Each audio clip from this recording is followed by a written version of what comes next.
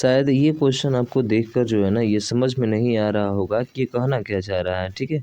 तो मैं आपको बताता हूँ ये कहना क्या चाह रहा है। बोला है कि विकल्प का चयन करें जो तीसरी संख्या से उसी प्रकार से संबंधित है। यानी कि तीसरी संख्या से उसी प्रकार संबंधित है जिस प्रकार से दूसरी संख्या पहली संख्या से क्या है, संबंधित है। यानी कि ये वाला इससे संबंध रखता है, तो बताइए ये वाला किससे संबंध रखेगा? तो आपके दिमाग में सही बात है भाई, कुछ दिमाग काम कर रहा नहीं होगा, ठीक है? लेकिन दिमाग आपका अभी तुरंत काम करेगा और कहेंगे कि सर इतना आसान क्वेश्चन इसने पूछ दिया है। देखिए क्या बोल रहा है, यहाँ पे देखेंगे तो 31 25 है और यहाँ पे क्या है 32 है, तो और यहाँ पे फिर क्या दे दिया 32, तो इसका मतलब है कि 31 25 तो होगा क्योंकि सब में वही दिया है 31 25 31 25 31 25 31 25, ठीक है? तो अंतर किस में है? तो अंतर सर दशमलव का है। किसका है मेरे भाई? दशमलव का है। यहाँ कितने स्थान के बाद दशमलव लगा है? आप कहेंगे सर 1 2 3 4 और 5, 5 के बाद लगा है।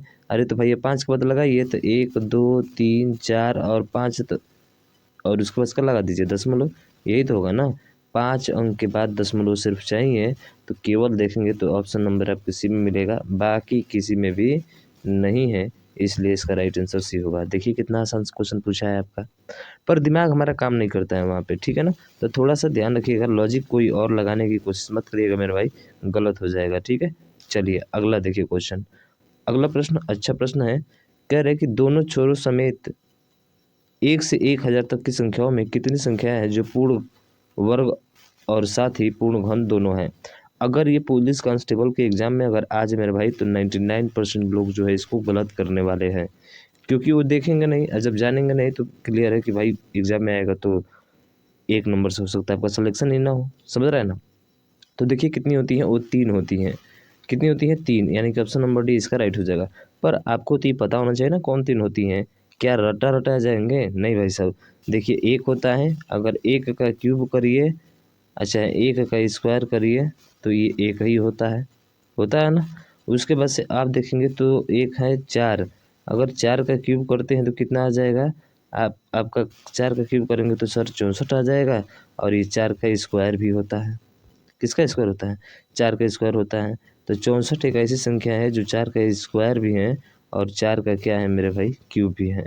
उसके बाद से आप देखेंगे तो एक और संख्या जो 9 है, 9 का अगर क्यूब करते हैं तो वो आता है कितना?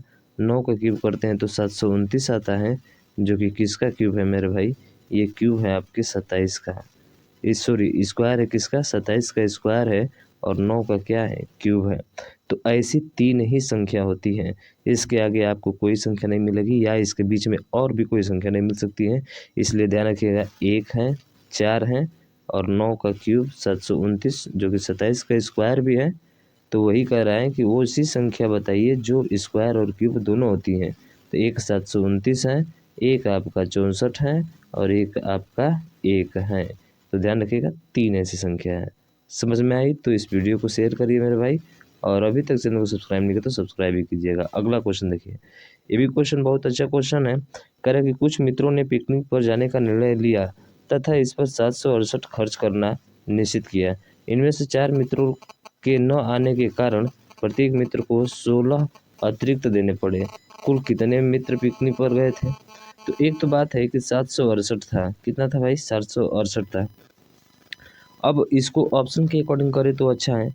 क्या ये 10 से करेंगे तो ये कटेगा? नहीं कटेगा। जब 10 से नहीं कटेगा तो 10 तो किसी हालात में नहीं हो सकता है। दूसरा ऑप्शन क्या है? 12, क्या ये 12 से कटेगा? तो कटाइए। तो 12 से जैसे ही कटाएंगे तो देखिए, मान लेते हैं 12 लोग थे, 12 से घटाएंगे तो 12 कितना हो जाएगा? 72 हो जाएगा, और 12 48 हो जाएगा, यानी कि 64 आ गया। कितना आ गया? 64। अब 64 आ गया और इनमें से बोला कि 4 मित्रों को न आने के कारण प्रत्येक को मित्र को 16 अतिरिक्त देने पड़े। आज 4 लोगों को जब 16 अतिरिक्त देने पड़ेगा तो 16 चौका भी कितना हो जाएगा? 64। अरे 16 चौका कितना हो जाएगा? 64 हो जाएगा, जो कि इसके क्या हो रहा है? अरे जो कि इसके बराबर हो जा रहा है। इसका मतलब है कि सर हमारा राइट आंसर कितना होगा? 12 ही होगा, यानी कि ऑप्शन नंबर बी इसका क्या हो जाएगा? राइट आंसर होगा। अब कहेंगे कि अगला ऑप्शन भी चेक करके देख लेते हैं सर जी, कहते हैं अगला ऑप्शन भी हो सकता है। नहीं होगा। देखिए अगर 14 लेते हैं तो 768 है ना, 14, क्या 14 से कटेगा ये? पहले देखिए तो 14 5 70 और 14 चौक 84, नहीं कटेगा। 14 से कट ही नहीं सकता है।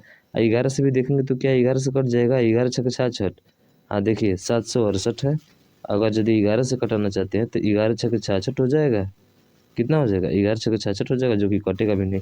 तो देखिए ना, सीधा सीधा आंसर मिल रहा है मेरे भाई साहब 12। ठीक है, बाकी बेसिक से करना चाहते हो तो आप एक्स मान लीजिएगा, तो एक्स बटा एक 16 हो जाएगा, और एक क्या हो जाएगा, एक एक्स बटा एक्स बटा बोल रहे हैं 768 बता के कितना हो जाएगा, सॉरी, अगर यदि एक्स मान के हल करना चाहते हैं तो 768 बटा कितना हो जाएगा, एक्स हो जाएगा। और एक 768 बटा 12 कम हो जा रहा है, यानी कि एक्स माइनस आपका कितना हो जाएगा, 4 कम हो रहा है ना, तो 4 और बराबर किसका हो जाएगा, 16 का। इसी का अंतर तो दिया है, आप इसको हल कर दीजिए, आपका आंसर क्या हो जाएगा, आ जाएगा। समझ रहे हैं ना?